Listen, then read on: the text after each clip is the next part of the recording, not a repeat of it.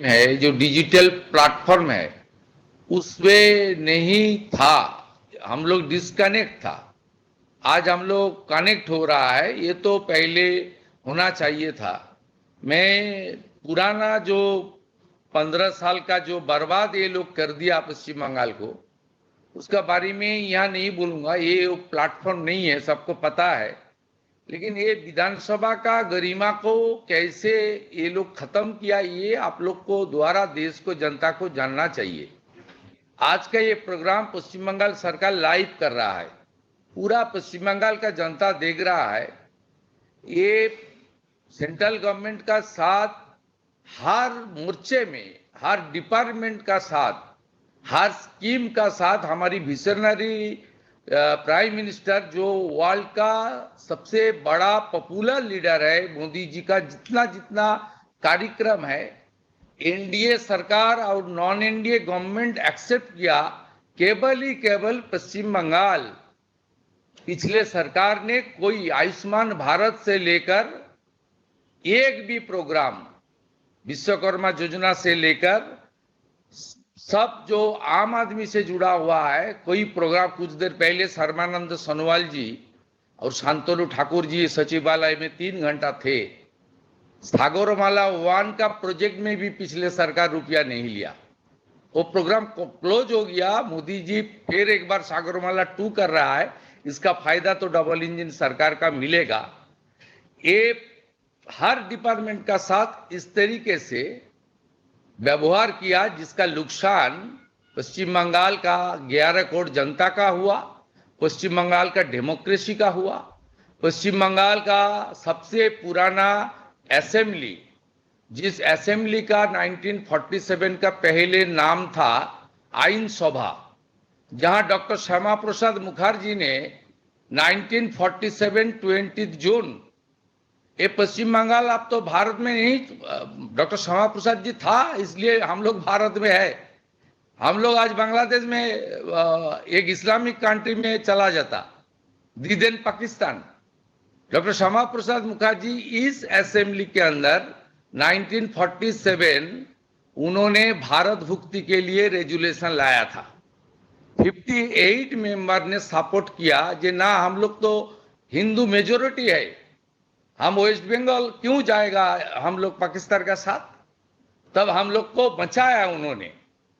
इस आइन सभा को इतना बड़ा प्लेटफॉर्म का मौका, one nation one application, NeVA जिसका फैसिलिटी के अंदर है transparency, go paperless, public access to debates, reports, question replies, 24/7 access available on website and mobile app. इतना बड़ा प्लेटफॉर्म मोदी जी का विजनरी लीडरशिप में किरण रिजिजू जी, अर्जुन राम मेघवाल जी, मुरुगन जी और पूरा डिपार्टमेंट देने का काम किया।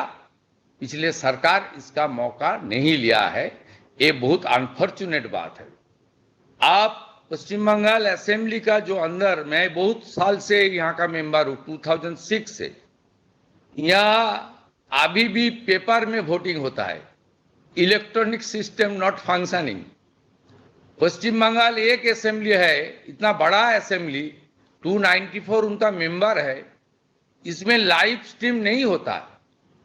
कभी कभी लाइव भी जो होता है, दीदन सीएम, एक्स सीएम, उनका फेसबुक से लाइव होता, उनका पर्सनल फेसबुक से, एफबी अकाउंट से, दूसरा लाइव सिस्टम भी नहीं था।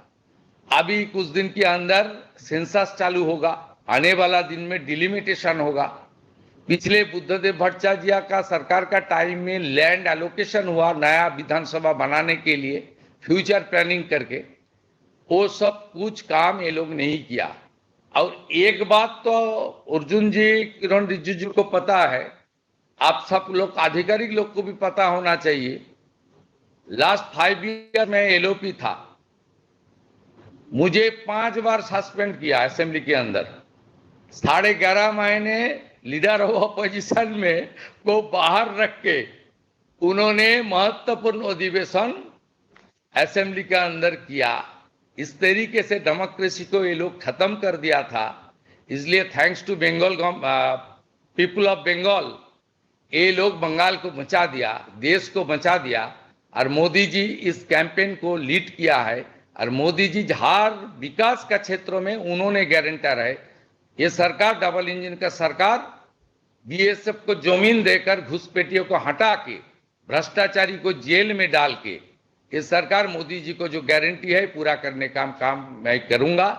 आज का इस महत्वपूर्ण कार्यक्रम में जो आधिकारिक लोग इतना छोटा टाइम के अंदर ये सब काम पूरा कर दिया, हमारी विधानसभा का सचिवालय और पार्लियामेंट्री अफेयर्स डिपार्टमेंट दोनों को मैं आभार प्रकट करते हुए किरण रिजिजू जी के पास मेरा यही गुंजाइश है, आप पूरा मदद कीजिए पश्चिम बंगाल असेंबली को हमारी डिजिटल प्लेटफॉर्म से लेकर हर मूलभूत सुविधा जो बड़ा बड़ा असेंबली में पार्लियामेंट में मिल रहा है उसको सुविधा हम लोग को मिले।